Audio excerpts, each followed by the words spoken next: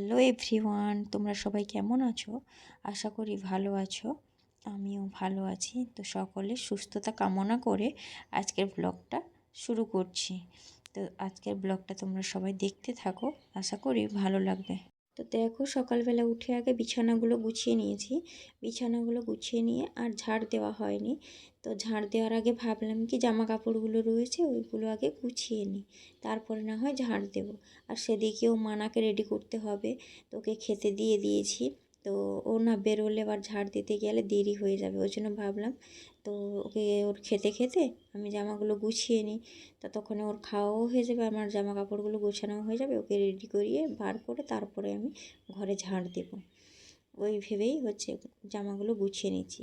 আসলে সকালবেলা করে আমার জামা কাপড় থাকে না বেশিরভাগই, কেন কি আমি যা জামা কাপড় ধোয়া কাচা করি ওইগুলো সব বিকেলে গুছিয়ে রেখে দিই। আসলে কালকে গিয়েছিলাম একটা মন্দিরে পুজো দিতে, তো মন্দির থেকে আসতে আসতে 12টা বেজে গিয়েছিল। এই জন্য জামা কাপড়গুলো এসেই ধুয়ে দিয়েছিলাম, আর রোদ্দুরটাও ভালো হয়েছিল।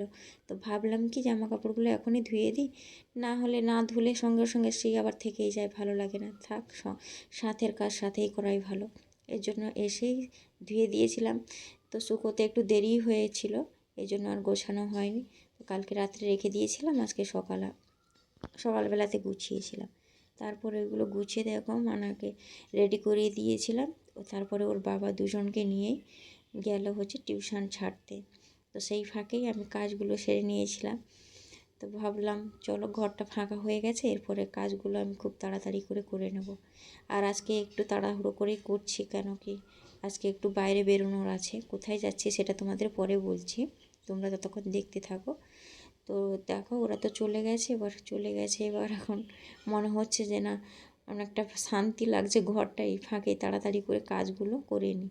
আর ওরা থাকলে এত তাড়াতাড়ি করে কাজগুলো করা হয় না। সেই আমি একদিক থেকে কাজ গুছিয়ে গুছিয়ে করবো, ওরা আবার একদিক থেকে কাজগুলো মিলিয়ে যাবে। ওই জন্যই ভাবছি আর কাজগুলো করছি যে ভালো হয়েছে, ওর বাবা দুজনকেই নিয়ে চলে গেছে। তো আমি এখন ঘরে একা, ফাঁকাও আছে, এই সুযোগে সব কাজগুলো তাড়াতাড়ি করে নিই। তো এই দেখো, এখন ঘরের ভেতরটা ঝাড় দিয়ে নিয়েছি। ঘরের ভেতরটা ঝাড় দিয়ে নিয়ে এসে এখন বাইরেটাতে ঝাড় দিচ্ছি। ঘরটা ঝাড় দিতে অনেকটাই টাইম লাগে, কারণ কি জায়গাটা কেন জানি না, আমার মনে হয় যে ঝাড় দিতে গেলে একটু টাইমটাই বেশি লাগে। তো দেখো, তারপরে ফ্রেশ হয়ে চলে এসেছিলাম সোজা কিন্তু রান্নাঘরে। তো রান্নাটা বসিয়ে দিয়েছি আমি, একদিকে ভাত আর একদিকে দেখো পটল ভাজছি। তো পটলগুলোর খোসা ছাড়িয়ে এইভাবে আমি ভাজি ঢাকা দিয়ে তাহলে পটল ভাজাটা নরমও হয় আর তেলটাও অনেকটা কম লাগে। তো এইভাবেই আমি পটল ভাজি। আর এদিকে দেখো, পটল ভাজতে ভাজতে সেদিকে শোনার জন্য আমি খিচুড়ি করব, এর জন্য সব কিছু রেডি করে প্রেশারের মধ্যে দিয়ে রেডি করে রেখে দিয়েছিলাম। একদিকে ভাতটা হয়ে গেলে ওইদিকে প্রেশার কুকারটা বসিয়ে দেব। তো এই ভেবেই ওটা রেডি করে রেখে দিয়েছিলাম। তারপরে ওটা হতে হতে তারপরে ভাবছি কি সর্ষে দিয়ে মাছের টক করব। এর জন্য এইটুকুনি সর্ষে তো আর মিক্সিতে বাটা যায় না, ভাবলাম কি চলো শিলে বেটে নিই। এই জন্য দেখো, শিলনোড়াতে এখন সর্ষেটা বাটছি। আমি অল্প কিছু মশলা হলে শিলনোড়াতেই করি। তো দেখো, সেদিকে পটলটা হতে হতে এদিকে আমি সর্ষেটা বেটে নিলাম।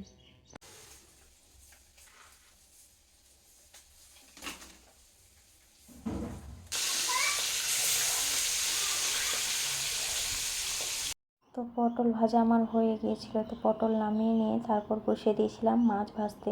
তো মাছটা ভাজতে তো একটু টাইম লাগে। তো মাছটা ভাজতে ভাজতে বেসিনে কটা বাসন ছিল, তো সেইগুলোই আমি ধুচ্ছিলাম। তো এদিকে আমার মাছ ভাজা হচ্ছিলো, সেদিকে বাসন মাজছিলাম। তো এদিকে আমার বাসন মাজতে মাজতে মাছ ভাজাটাও হয়ে গিয়েছিলো। তারপরে দেখো,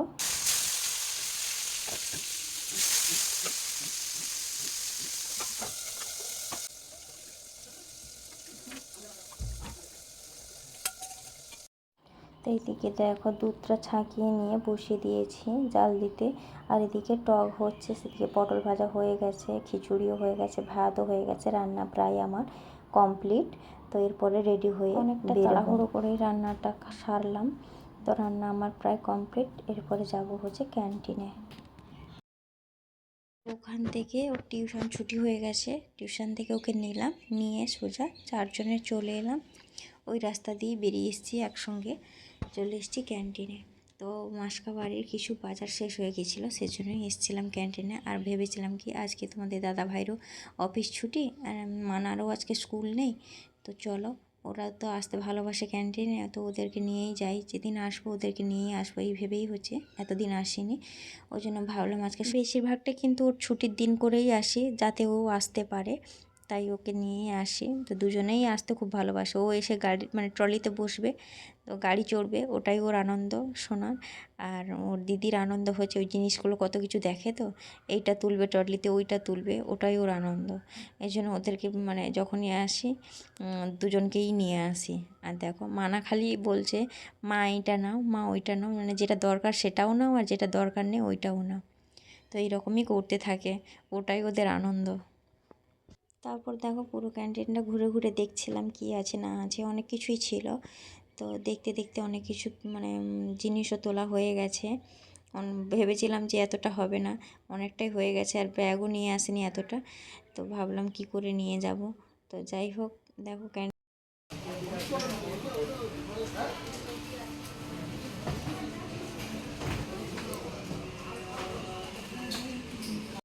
একটা একটা করে জিনিস তুলতে তুলতে কিন্তু অনেকগুলোই তোলা হয়ে গেছিলো। তো ভাবিনি এত জিনিস হবে, তো এই ভেবেই তো কোনো কিছু মানে ব্যাগ নিয়ে যাইনি, দুটোই ব্যাগ নিয়ে গিয়েছিলাম। আর সেইগুলো তারপরে জিনিস তোলার পরে দেখছি ওই ব্যাগেতে আর হচ্ছে না, তো কোনো রকমে কষ্ট করে নিয়ে এসেছি। তো এসে দেখো ওইগুলো বার করছে মানা, এগুলো এখন গুছিয়ে রাখবো।